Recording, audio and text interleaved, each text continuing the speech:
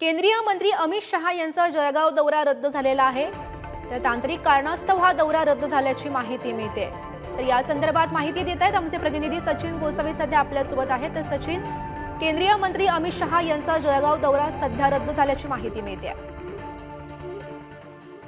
निश्चितच आपण बघितलं तर 15 फेब्रुवारी रोजी जळगावात युवा संमेलन नावाचा कार्यक्रम आयोजित करण्यात आला होता। या कार्यक्रमाला केंद्रीय मंत्री अमित शहा हे उपस्थित राहणार होते आणि ते त्या ठिकाणी नवीन मतदार आहेत जे 18 ते 30 वयोगटाचे जे नवीन मतदार आहेत त्यांना मार्गदर्शन करणार होते। मात्र काहीतरी तांत्रिक कारणास्तव त्यांचा जो हा जळगाव दौरा होता हा रद्द झाल्याची माहिती समोर आलेली आहे। कालच आपण बघितलं तर मंत्री गिरीश महाजन यांनी या संदर्भात माहिती दिली होती की अमित शहा हे जळगाव जिल्ह्याच्या दौऱ्यावर येणार आहेत। त्या संदर्भात पूर्ण कार्यक्रमाची तयारी देखील झाली होती। 2 दिवसावर हा कार्यक्रम होता आणि तांत्रिक कारणामुळे त्यांचा हा दौरा रद्द झाल्याची माहिती प्रशासनाने दिली आहे।